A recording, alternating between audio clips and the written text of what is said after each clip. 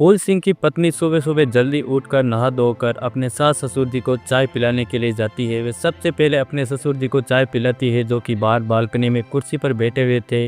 उनको चाय देती है और फिर वो अपनी सास को चाय देने के लिए रूम के अंदर जाती है, क्योंकि उनकी सास रूम के अंदर बैठी हुई थी।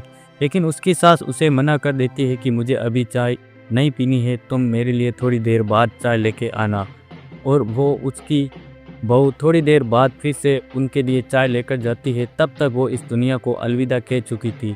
तब वे घबरा जाती है और घबरा कर बाहर चिल्लाकर बाहर निकलती है तो देखती है कि थोड़ी ही देर के बाद उनका ससुर भी इस दुनिया को अलविदा कह चुके हैं। फिर वे चिल्लाकर अपने पति को बुलाती है तो उसका पति वहाँ पर आता है। तो आइए दोस्तों जानते हैं कि आखिर एक ही दिन के अंदर पति और पत्नी कैसे इस दुनिया को अलविदा कह सकते हैं। जानेंगे इस कहानी की पूरी घटना को, इसलिए आप बने रहे मेरे साथ इस वीडियो के अंत तक।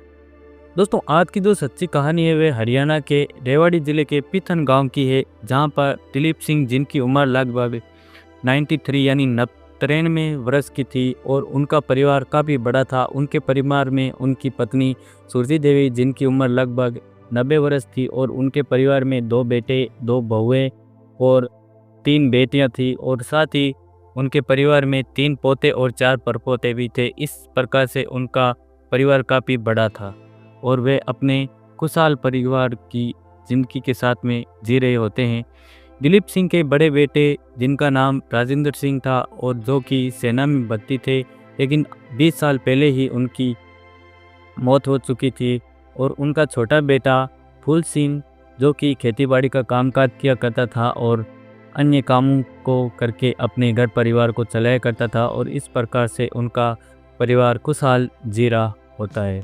लेकिन इसी बीच 30 जुलाई 2025 को फूल सिंह की पत्नी सुबह सुबह जल्दी उठती है, क्योंकि उनके घर में काफ़ी कामकाज रहता है, तो उसकी आदत जल्दी उठने की थी। वे पूरा कामकाज करके नहा धोकर अपने सास ससुर जी के लिए चाय बनाती है और उनको चाय देने के लिए जाती है। उनका ससुर जी बाहर बालकनी में कुर्सी पे बैठे हुए थे, और सबसे पहले वो अपने ससुर जी को चाय देती है और फिर अपनी सास को चाय पिलाने के लिए रूम के अंदर जाती है। इन दोनों की उम्र काफ़ी ज़्यादा थी, लेकिन वो ज़्यादा चल फिर नहीं सकते थे, इसलिए उनकी सास रूम के अंदर ही बैठी थी। तो वो उनके लिए चाय लेकर जाती है, तो उनकी सास उसे मना कर देती है कि बहू अभी मेरे को चाय नहीं पीनी है, तुम मेरे लिए थोड़ी देर बाद में चाय लेके आना। और ऐसा कहने के बाद में उसकी बहू वापस अपने किचन के अंदर आ जाती है और कामकाज करने लग जाती है। लेकिन थोड़ी ही देर बाद में वो फिर से अपनी सास के लिए चाय लेकर जाती है, लेकिन तब तक उसकी सास इस दुनिया को अलविदा कह चुकी थी। वो काफ़ी देर तक अपनी सास को आवाज़ लगाती है कि मादी उठ जाइए, चाय ले लीजिए, क्या हुआ, आपको नींद आ गई। इस प्रकार से काफ़ी आवाज़ें लगाती है, लेकिन उसकी सास टस की मस भी नहीं करती है, क्योंकि वो इस दुनिया को अलविदा कह चुकी थी।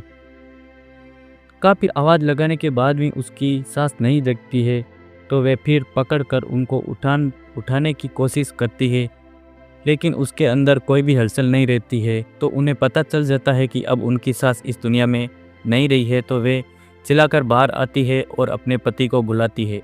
फिर उसका पति वहां आकर देखता है तो वह भी घबरा जाता है, और इसी के साथ में वे गांव के डॉक्टर के पास में कॉल करता है और डॉक्टर को बुलाता है। डॉक्टर आकर चेक करता है तो उसे पता चलता है कि इनकी मौत हो चुकी है, और डॉक्टर इसको मृत घोषित कर देता है। और बाहर ही उसका पति कुर्सी पे बैठा हुआ ये सब कुछ देख रहा था, और वे ना तो हिल रहा था और ना ही डुल रहा था। वो एकटकी उनको देख रहे होते हैं। और इसके बाद में फूल सिंह अपनी बहनों को भी कॉल करके अपनी माँ की गुजर जाने की पूरी जानकारी देते हैं।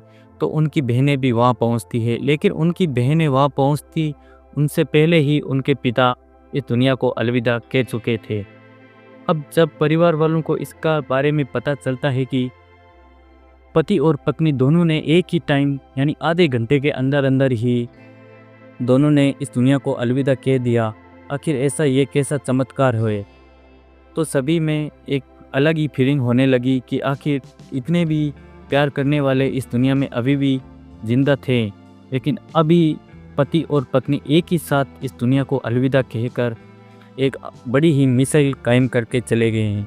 हालांकि इस घटना से ज़्यादा दुख की बात नहीं थी, क्योंकि दिलीप सिंह अपने पीछे काफ़ी बड़ा और खुशहाल परिवार छोड़ के गया था। इस खुशी में उनके परिवार वाले, पोते, उनके बेटे सभी मिलकर उन दोनों की रंग बिरंगे गुब्बारों से उनकी अर्थियों को सजाया जाता है और ढोल नगाड़ों के साथ में इन दोनों की अर्थियों को शमशान तक पहुंचाया जाता है और दोनों को एक ही साथ एक ही चिता के अंदर दाग भी दिया जाता है। उनके परिवार वालों का मानना है कि ऐसे प्रेमी जोड़े काफ़ी कम ही हद तक मिलते हैं, इसलिए उन्होंने काफ़ी रंग बिरंगी और काफ़ी सजावटी के साथ में उनका दाह संस्कार किया था ढोल नगाड़ों के साथ में।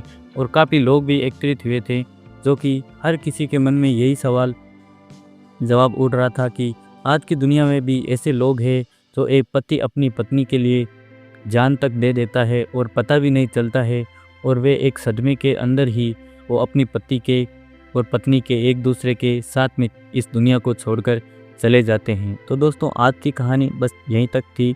मिलते हैं एक सच्ची और अच्छी कहानी के साथ।